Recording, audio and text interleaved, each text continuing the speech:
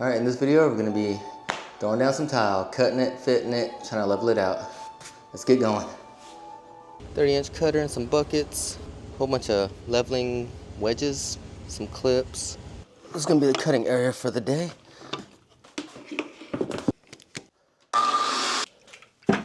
Alright, 2 more buckets of water. Make sure our cutter's sharp. Pretty good cut. So most of this work right here could all be done with just a cutter. But just to get around these counters and some doorways, we gotta cut some notches. That's all I'm gonna use the wet saw for.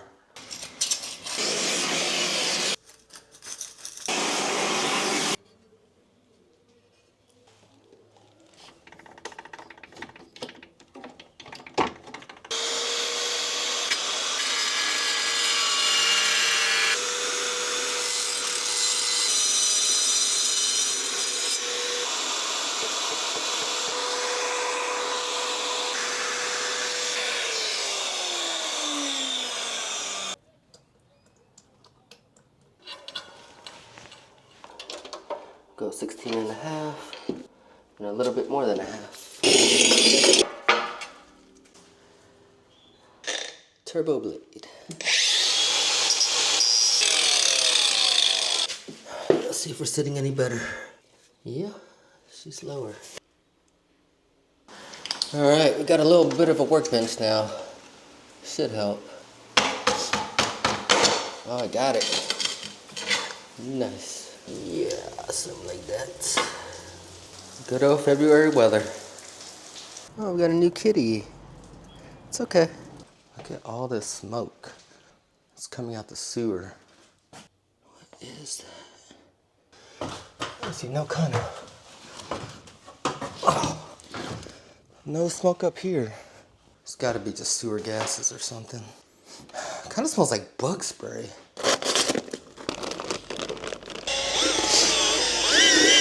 She's a beast.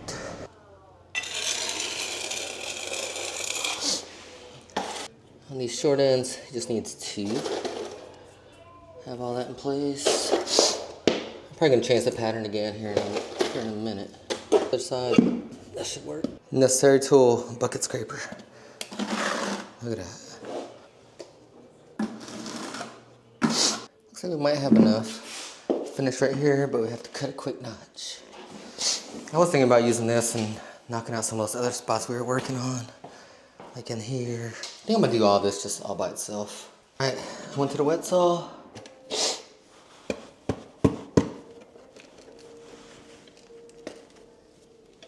Grout's job to get in here and get all these gaps. We ended up in the middle of a trowel line. If you got OCD, just go ahead and pack this in there and clean it up. So the rest of this is probably gonna be pretty good. This one landed on a trowel line.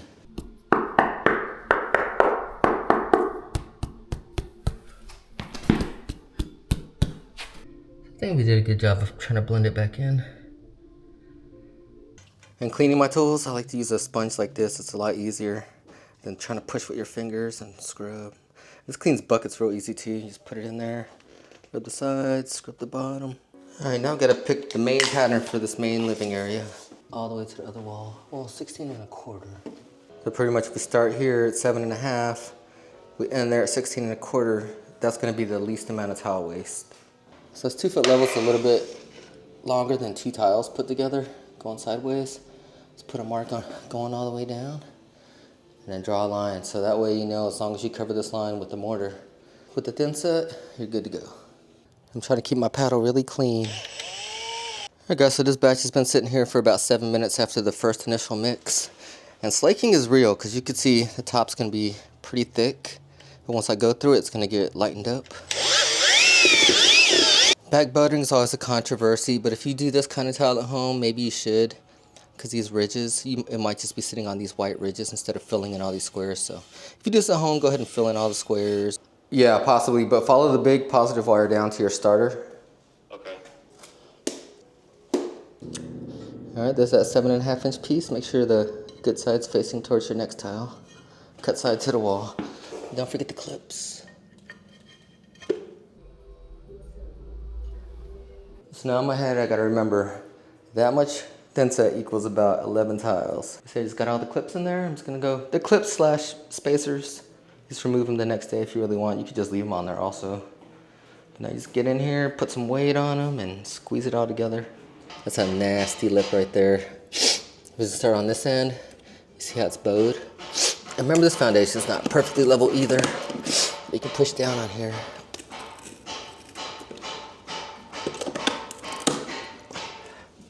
See, we're getting there. This is gonna be the most important one.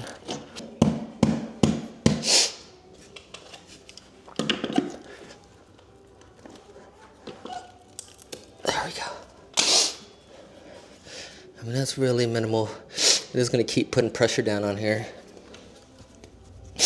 Yeah, it's already going down, it's almost flush. Also, if you do have a helper and this next mortar was mixed up, we could just keep going. But you know, we like to do things ourselves on this channel. And that's why that first line we made with the big level, the 8-footer, is really important. That way you're not just throwing thin set all the way out here, a couple inches past the mark. But we'll scrape all this up, clean up the tools.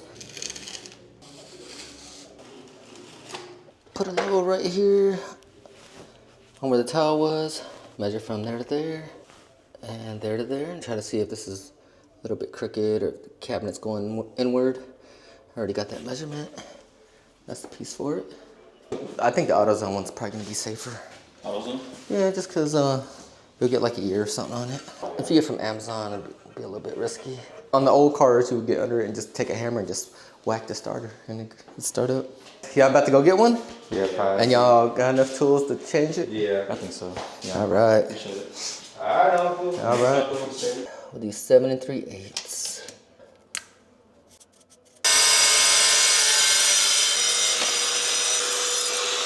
And this is how I left the spacers for the next day. I just make sure they're all standing pretty straight up. 2-foot line. Got that notch cut for right here. And this thing's been through 2 buckets of mix already, and it's still got 3 battery. I'm gonna try to save as many buckets as possible. I think we have enough tile to finish it. We got 1,000 pack of clips down there. If you have OCD, definitely get the clips. I mean, some of these tiles are not even exactly the same size. See the gap here? You see here, it's flush with this one. So some of these tiles are gonna be, you know, a 32nd. I wouldn't say a 16th, but maybe a 32nd out. And I do have some videos on like installing these fans and lights, painting cabinets, putting on the countertops. So you watching a YouTube video too? Yeah, as I'm going. And then yeah, just the brake booster back here. Crazy spot too. All right, pull it. All right, let's see where the starter's at. Huh? So that's a really nice design. Is it?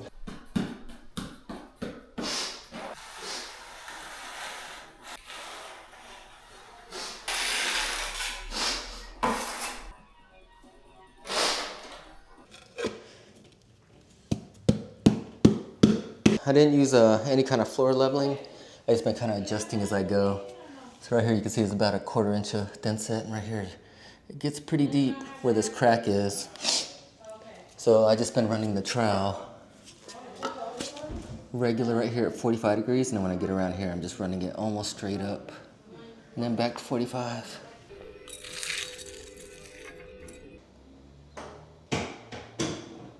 I seen his face. All right, you want another truth for real? For real. You want another truth for real? For real. I was like, Did you already change the starter? Hell no, I'm still trying to get this last bolt off. Okay. You just always go with the grout line, just never hit it like this. The next day is best. If you wait too long, it'll actually be very hard to knock out. It'll be pretty solid. But these pointy ones usually don't work too good. This triangle one works really good. You can see if you take your time doing all this, you actually save a lot of time later. And this is all the cleaning I really had to do. All right, and you see we got everything consolidated. Put all the tile in that corner, so I have room to work right here. Finally got some countertops and a sink we could use.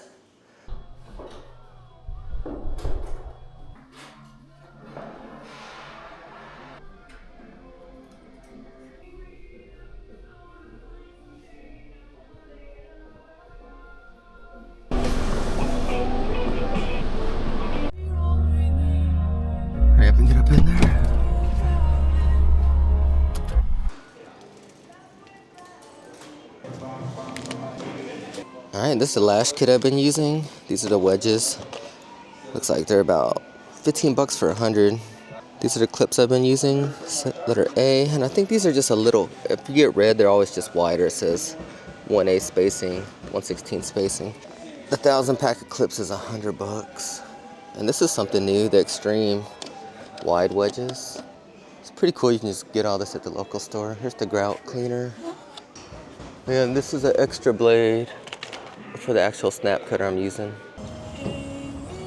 Make sure you keep all your receipts.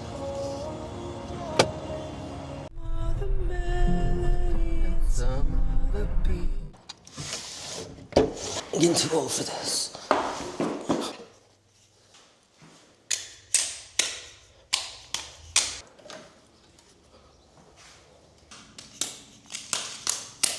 You can see a lot of these clips I didn't even put wedges in because this tile's already dry, so it's kind of pointless, so I just use these as spacers. So the main reason I was doing that balancing act to do these 5 pieces by the doors, because this is kind of one of the most important spots when you bring in appliances, drag stuff across here. This is kind of the first impression of the whole job. So I make sure all these connected and they're level.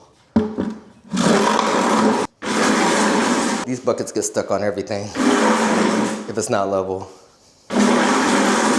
We ended up with the perfect amount of tile. That is luck.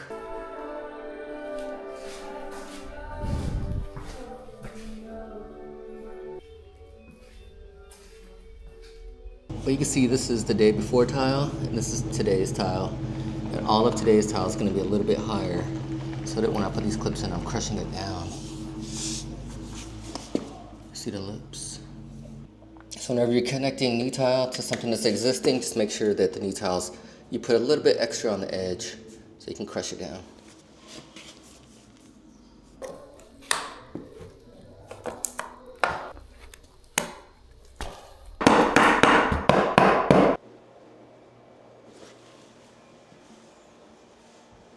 All right, y'all, we got it all finished up. Come back in here the next day, knock out all these levelers and clips, start scraping some of this grout, doing some vacuum, cleaning up the floor. I'm probably gonna skip that step. I'm gonna go ahead and start on this backsplash. Get all this up here, and that way I can grout at the same time. It's gonna be the same color, backsplash, and all the floor tile. And we do still have time to go fishing today, so that's what we're about to go do. Catch y'all next time.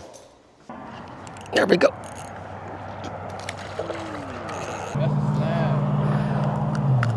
I'd say it's still under 60 degrees. Plus these fish might be spawning. Gotta let them go.